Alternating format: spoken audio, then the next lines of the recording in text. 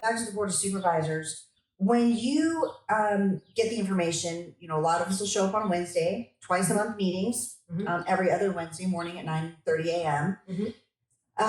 There's the agenda. And those of us who want to participate, and I just spoke the first time last week. You did great too. Nerve-wracking. I don't know why, but our money does go to pay them. So they're our employees. We do hire them. Can't really fire them right now. I'm just curious, if people want to get more involved, how can somebody start doing that? Well, one of the things we do is you get the agenda items on Friday. Like I said, Jeff Caldwell does a phenomenal job doing massive digging and research. And how do you get the agenda items? You go on the Maricopa County website. Okay. And then you just go under the agenda. You type in the date of what the meeting would be, and then you look for agendas. And then you click on that. It'll bring down what is on the agenda item. That's good information. Yeah. Yes. Awesome. And so collectively, people do their own research on the site as well. It isn't like everything is just put on Jeff, but the great part is he's such a researcher. He gives you a credible foundation, and then you can branch and pull other things in accordingly. And talk about something like competently and go in a direction that maybe is put it on record, which is why we talk. Absolutely. Public speaking puts it on record. That's the point. Right. It's our verbal vote, so to speak. Mm-hmm. So if somebody wants to get that information and get on your list, let's say. I'm going to have that to give you at the very end that you can put on there. Perfect. And then that way they've got somewhere where they can go to send that information. Awesome. And then I can add them to future. These happen twice a month in BOS meetings. We say BOS, Board of Supervisors, every other Wednesday. So what do we have coming up? Well, one of the things that I just want to make note of is that sometimes you can't speak on the things that you see are incorrect or misguiding or blatantly a lie until the following meeting. So sometimes we like to go on record, like at the last meeting, during the agenda item, I found how it related with the MAG and showed how they actually had a MAG meeting, which is Maricopa Association of Governments. So tell us about the MAG meeting and who you addressed and who was involved in leaving early to go to something more important. A key thing to also mention is when you withhold information, censorship, and it's so the reason I'm mentioning that is during the final time that I spoke, during the public comments, I had boards that had oaths on them, and a big print oaths, and the other one that had the MAG schedule showing who's on MAG with arrows. And they zoomed in on me and panned over to the right so that you couldn't see the board that I had. But what it was is it showed that Thomas Galvin is actually on the regional committee for the MAG, Maricopa Association of Governments, and Jack Sellers is actually on the transportation committee, which the topics for the 28th of February and March 27th was transportation. So both of them had a meeting scheduled at 11:30 a.m., which is almost the exact time in which public speaking should be going on or nearing. So that was what was going on there. So they scooted out for that. Mm-hmm. So we made sure to get it on record to show that we absolutely know, because he went on record on the 13th of March, Jack Sellers went on record, the news played it, saying that he's not on that committee and he would never end the meeting early, which he is on that committee, and he most certainly ended the meeting early. They were literally sitting up there staring at you at the podium as if you were speaking a different language. Yes. And I guess they were so shocked of the public display that you brought of the evidence and the examples of what you were just not just accusing them of something out of hand. I'm really curious, are they not obligated to answer questions of public comments of that meeting? That's a good question, because during the agenda items, they're not supposed to respond. During the public speaking, they absolutely can. The Ombudsman Guide literally says that they can respond to any form of criticism. And so it's interesting to me that they choose to comment on things that are unnecessary, but when a specific incident happens, like I was actually kicked out on the 10th because Jeff Caldwell literally said that this is a criticism. He started off the entire piece saying this is a criticism, and he said how it's being set up, that the elections are actually being set up confusing to figure out which rabbit hole, and he went down the list of all the research, and he said, so who's in charge of the elections? Well, instead of it being answered, he went, sits down, and one of the gals in the audience said, "Can you please answer that?" And then Jack Seller says, "We do not answer questions during public comments." And then I made a comment about the Ombudsman Guide says that absolutely you can, and you're supposed to for criticism. And then they kicked me out. Because you called them on the rule. Yeah. What I noticed on the 13th, there was some people in the audience, the ones that we didn't go to that we didn't want to be associated with. They started saying things up from the audience. And instead of them, disciplining them or even threatening to kick them out, or maybe they did, but they just didn't follow up with it, they started arguing with them from the dais, which made great shots for the news that evening, which was very convenient. And one of the people actually even said, Thomas Galvin says to the person that was in the audience, "Keep it up or we'll kick you out again." So I thought, very interesting, being that I'm the one that's been getting kicked out and I'm not even in the audience. So who are you playing for? Interesting. What information or what news station are you trying to project for? So they don't even respond consistently to different groups of audience members compared to I was there one time actually where they did threaten to, actually the other day, they threatened to shut down the meeting. Yeah. They applauded. There was some applause. Applause is certainly not inappropriate. Plus it's kind of our meeting, to tell you the truth, is it not? It's kind of the people's meeting. They're there to report to us. Never voted anything down, even after public comments disagree with them. And only precinct committeemen and vacancies. Oh, that's right. Only they topic put those down. That those will be the ones where they'll maybe push it out a little bit further. Right. Yeah, that's when you see it. But just the regular agenda items, if anyone there is opposed to the agenda item, I've gone up to them ahead of time and said, "I want to let you know I'm very sorry that you're not going to have your agenda item passed today." I mean, it is going to pass today. No matter what you say. Yeah. I said, I would encourage you to start coming down here more often and hold these people accountable. So I heard Mr. Hickman, he's on the board. I think he's not going for another election, but he mentioned a couple times, I hear from my constituents and they've said, but he's not my guy, right? I'm not in his district. I think, or are you telling me they're all going between the meetings and knocking on doors and giving me hey, these are the 5 agenda items. Are they doing that? They've never come to my door. No. So if I go, shouldn't they listen to us in the moment? And another thing to consider is it says Maricopa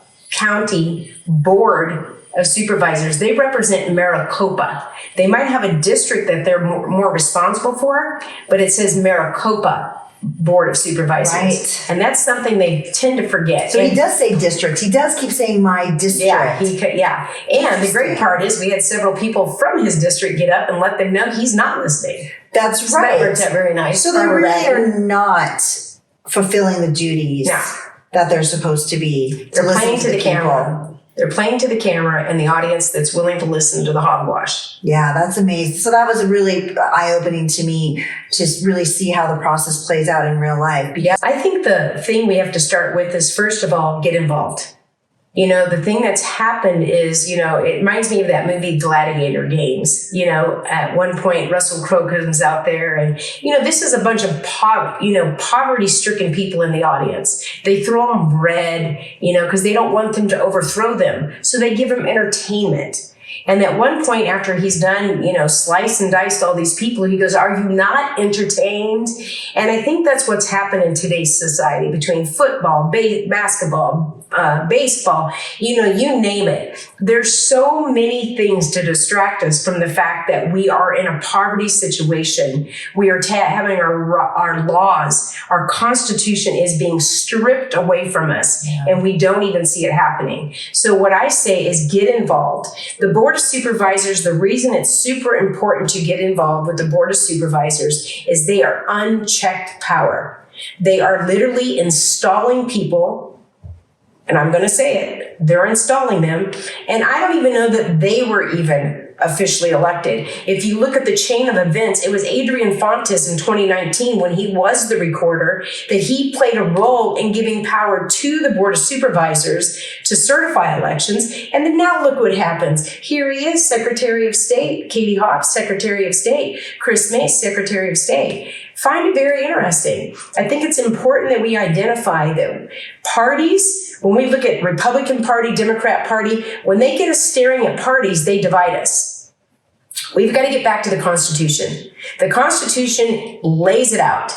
It doesn't matter, I remember Steve Gallardo, one of the first things I did when I first got there, because people were like, oh, you need to be nice to the Republicans because you're a Republican. I'm to hold Republicans accountable because I have become a Republican.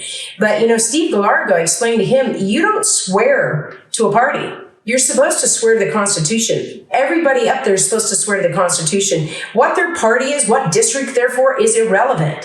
When they are not making the Constitution their priority, they are in treason. Now, some people go, well, that's mean you're threatening them with their life, because treason means that they can be put to death. That is the penalty for treason. I'm not threatening them with their life. I'm trying to warn them and let them know the decisions you're making are against the very oath that you claim you're upholding, in which you're not. So that's where I would start, is that people need to get involved. Right. They have got to get their eyes off the gladiator games. They got to get their eyes onto the very thing that's going to steal the future of our children, God's children. They're already taking their youth. They're already taking their innocence with this perversion, this 1619, isn't that the name of the new education? Yeah. That is just a bunch. That is from the pits of hell.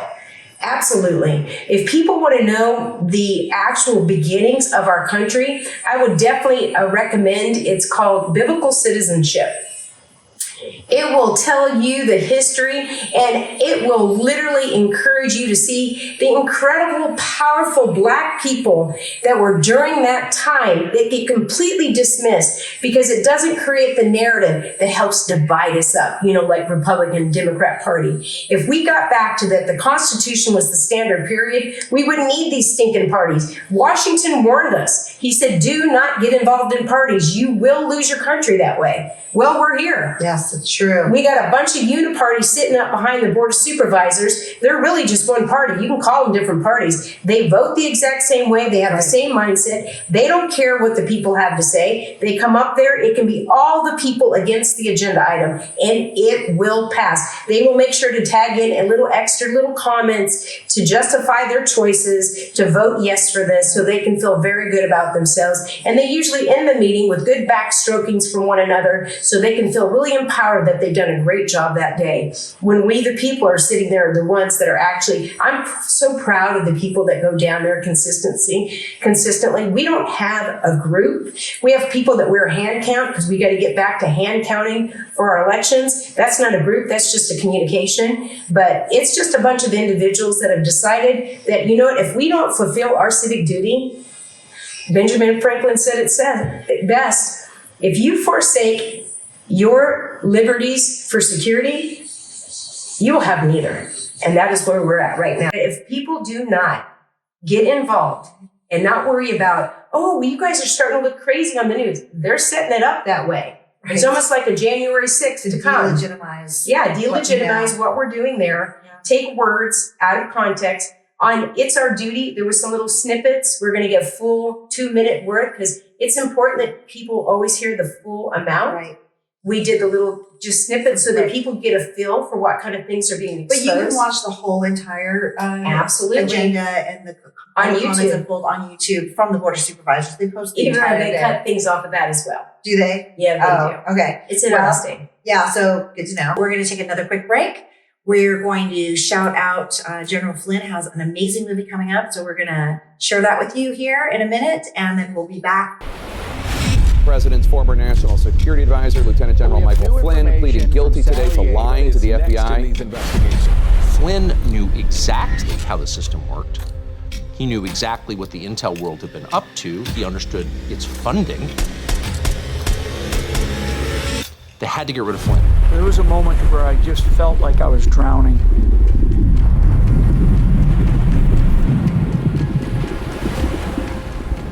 So I'm in there with these other political appointees. They're all supposed to go in there and tell what they believe to be the truth. What they did was they took my assessment and they wanted me to change it. And I was like, I'm not changing it. He was, by definition, the most dangerous possible person for Donald Trump to hire. President Obama said, but I do have one specific recommendation. Stay away from Michael Flynn. He's bad news. over time, instead of being pounded down below the surface of the ocean, we started to fight. I'm now above the surface.